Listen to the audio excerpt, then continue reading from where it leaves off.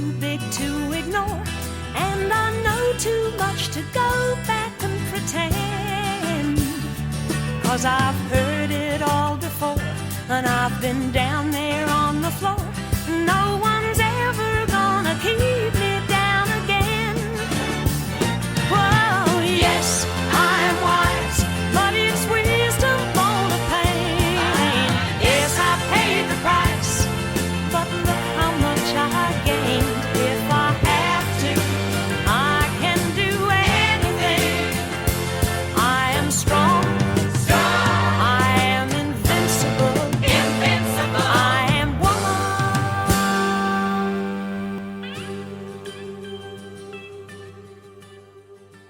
Ik ben daar wel mee bezig, ja. Ja.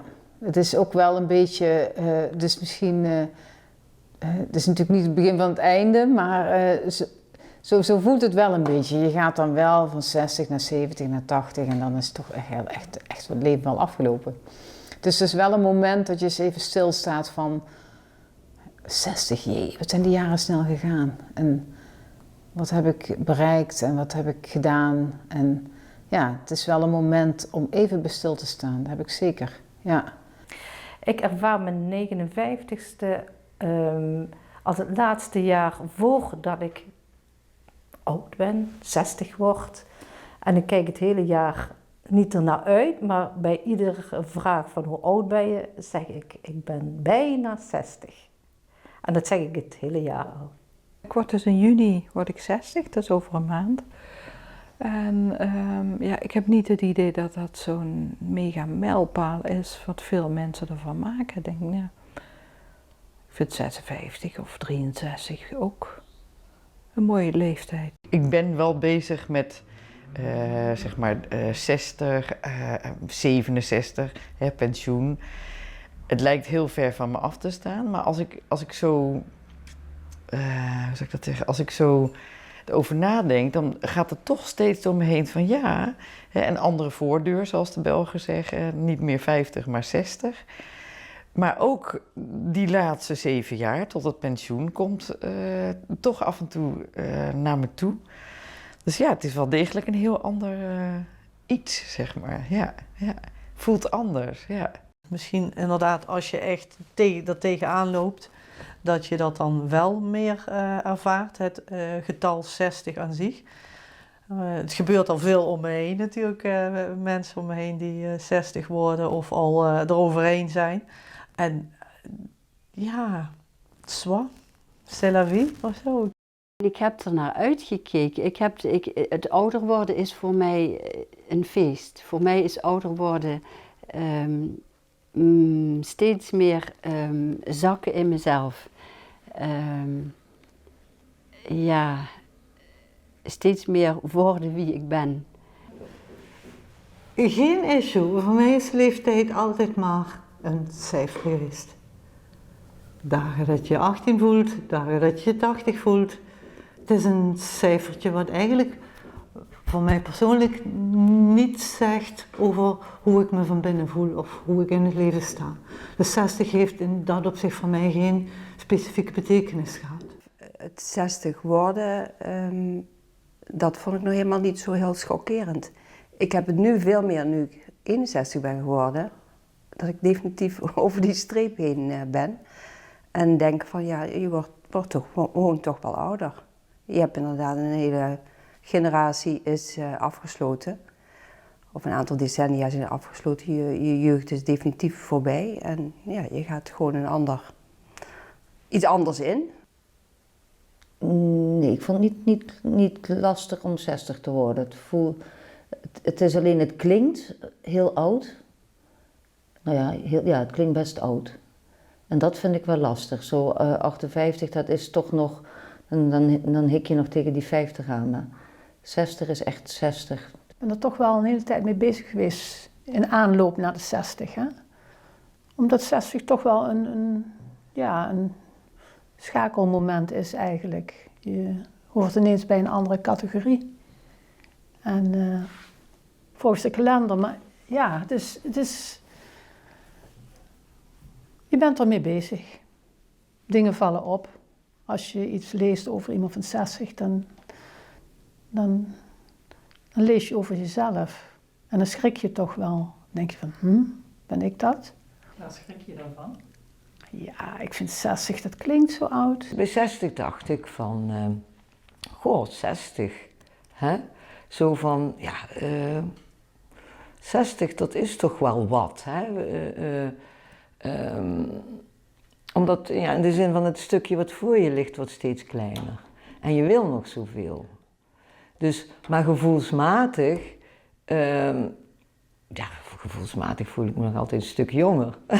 Ik heb nog altijd genoeg energie en ik heb nog veel plannen en ideeën. En ja, ik ben fit, ik voel me gezond. Dus ja, het is maar een getalletje, weet je. Alleen in de zin van, we hebben niet het eeuwige leven. Dus wat dat betreft wordt dat korter. Hè? Je weet niemand weet hoe oud u wordt natuurlijk. Maar ja, het is beperkt, je tijd hier op aarde. Ja, laat die 60 maar komen. Ik vond het geen dingetje. Nee, helemaal niet eigenlijk.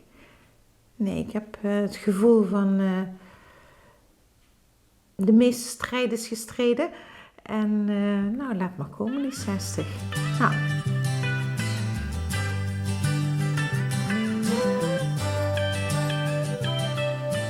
Het is nog allemaal een beetje onduidelijk. Ook door de familieomstandigheden. Mijn broer is ziek en even kijken hoe dat zich ontwikkelt. En dus we hebben zoiets van, we zien het even aan. We hebben nog even de tijd om het te gaan organiseren, maar we willen er wel in ieder geval aandacht aan besteden. Dat is wel de bedoeling. Ja, er zal wel wat gebeuren, maar of het, hoe groot, misschien wordt het ook wel gewoon klein. Dat kan ook. Maar om er iets meer aandacht aan te besteden als aan andere jaren, zou ik in ieder geval wel willen. We gaan het zeg maar zo doen dat we 3 weken echt lekker op vakantie gaan, met de camper weggaan.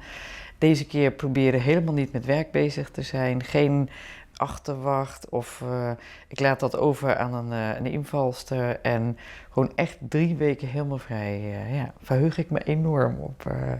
Etentjes voor kleinere gezelschappen, zo 18 mensen aan mijn tafel thuis en dan verschillende etentjes voor mijn verjaardag zo. Maak ik 3 etentjes en dan spreek je ook iedereen. En dan kun je iets geven, dan kun je mensen bij elkaar brengen, dat vind ik heel mooi. Ik hoef niet per se in het middelpunt, maar ik vind het wel heel mooi om mensen bij elkaar te brengen en dat je daarmee dan op zo'n avond iets moois kunt neerzetten. Ik was omringd door mijn liefste vriendinnen en vrienden en het was het was een feestdag voor mij. Daar heb ik een hele fijne herinnering aan, mijn 60ste. Niks bijzonders. Ik heb ook geen speciaal feest gevierd van, dan word ik 60. Nee. Ik heb het samen met Petra, met een aantal vriendinnen hebben we samen gevierd. En ik heb nog met wat kleine clubjes. Dus met mijn broers heb ik heb twee broers samen gevierd. Met hun vriendinnen, met de kinderen. Dus allemaal met verschillende clubjes. En dat was eigenlijk ook wel heel erg leuk. Met als gevolg dat ik eigenlijk een maand lang mijn verjaardag heb gevierd. Nu was het iets groter. Ik had ook de combinatie van familie en vrienden. Dat doe ik eigenlijk ook niet zo snel. Dus het was iets specialer, maar niet heel uitgebreid. De meest waardevolle vriendschappen zijn toch met vrouwen. Dus toen heb ik het ook zo gevierd met alleen maar vriendinnen, mijn 60ste verjaardag. En ik wilde eigenlijk ook geen cadeau, maar ik heb van iedereen een belevenis gevraagd. Dus om samen met die bewuste vriendin om iets leuks te verzinnen. En ik ben heel spontaan gaan uiteten met mijn stiefvader en mijn zus en mijn zwager. En we zijn lekker gaan uiteten en een beetje rustig gehouden, maar wel heel gezellig. Ik hou niet van een verjaardag, dus ik ben gewoon weggegaan thuis en ik wilde weg. En toen ben ik met mijn zus naar een klooster gegaan in Noord-Holland. En er waren 2 kloosters, 1 heren- mannenklooster en 1 vrouwenklooster. En toen hebben we allebei 1 klooster gekozen. En de bus stopte net in het midden. Dus Wil die liep 5 minuten de andere kant op en ik die andere kant. En toen waren we in het klooster. Er waren nog een 6, 7-tal gasten, die allemaal van mijn leeftijd eigenlijk. Hele leuke club. En Die wisten dat ik jarig was. En die hebben allemaal een cadeautje voor me ingepakt of opgeschreven, kaarten. Het was heel leuk, want ik kende niemand eigenlijk. En van de een kreeg ik een steen en van de ander kreeg ik een kaart. Het was, en één iemand ging een liedje voor me zingen van Hildegard van Bingen. En dat was heel indrukwekkend. Allemaal bij het ontbijt. Dus ik vond het heel speciaal.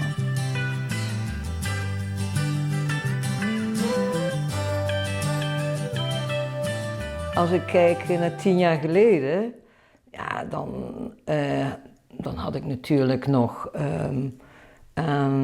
een aantal kinderen. Ik heb een paar kinderen, dus die waren nog niet allemaal het huis uit. Dus je hebt nog de verantwoordelijkheid daarvoor.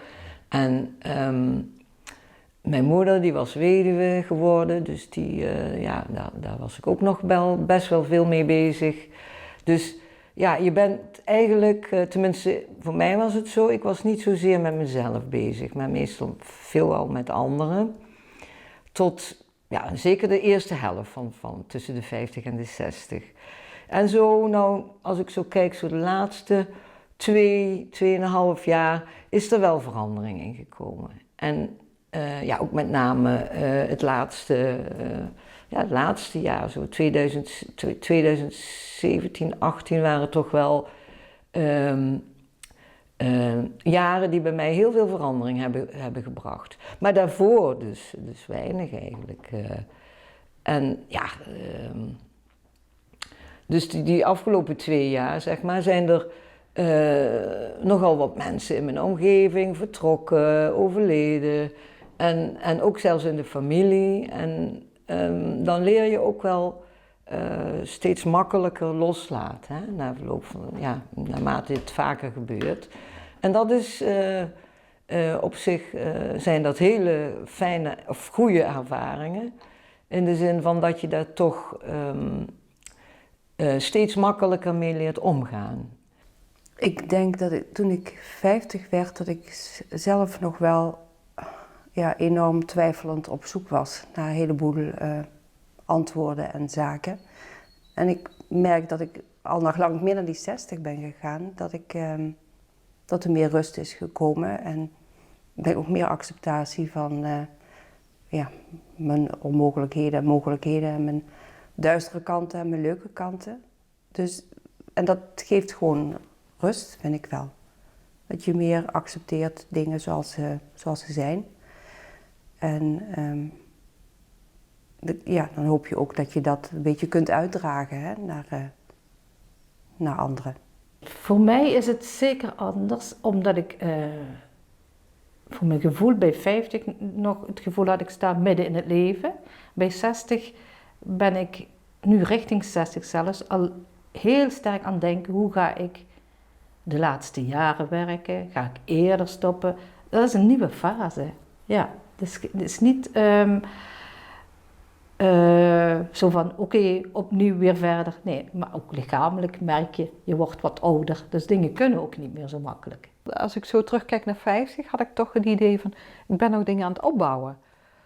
En dat heb ik nu niet meer. Ik heb nu het idee van, het is wat het is en ik zit niet meer op te bouwen. En ik ben zelf ook veranderd in de zin dat ik andere dingen belangrijker ben gaan vinden.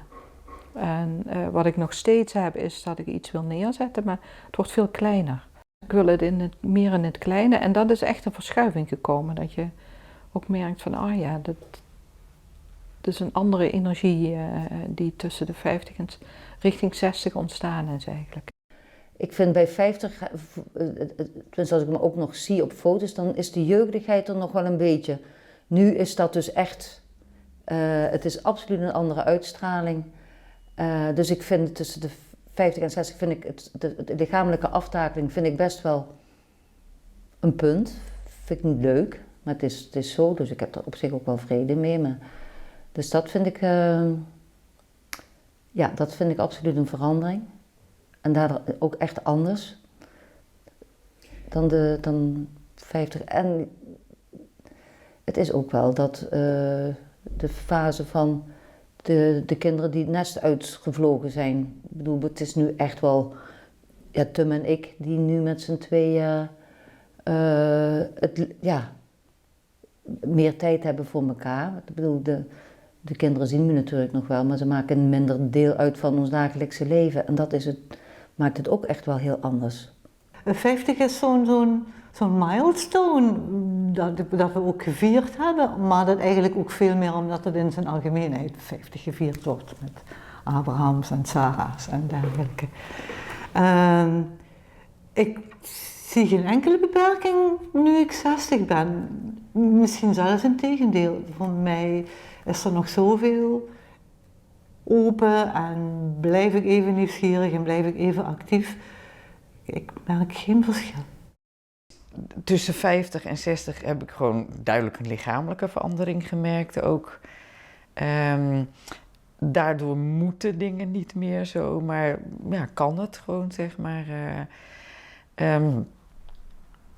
En ben ik ook in die zin zekerder van mezelf geworden. Zo van, oké, nou ja, als ik het tot nu heb gehaald en het is niet afgekeurd, dan zal het vast wel goed genoeg zijn, zeg maar.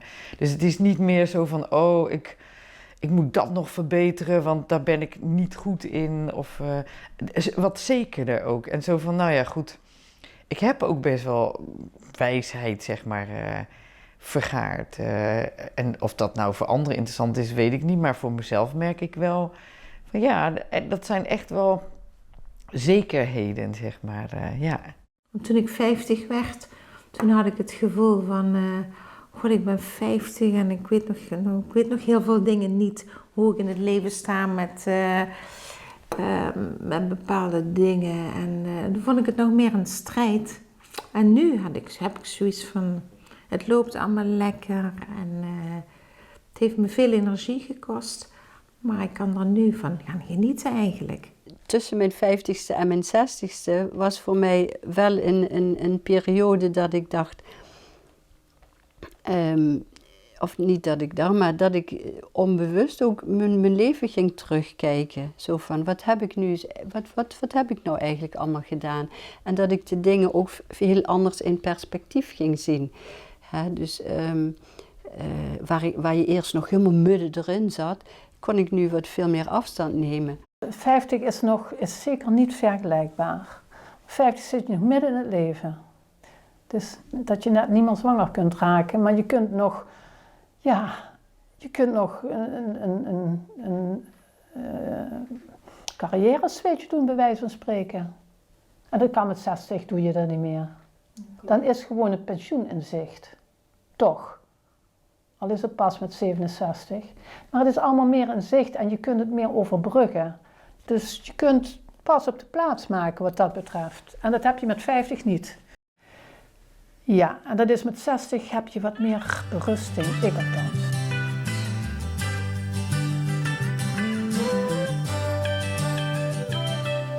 Het stof is allemaal neergedaald.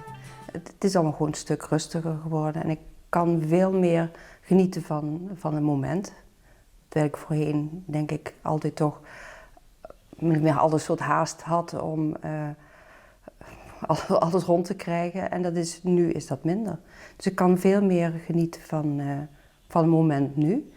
En het leven is inderdaad gewoon echt heel mooi. Ik ben niet meer zo gedreven of dat ik per se nog dingen moet, maar het is allemaal, het wordt wat kalmer.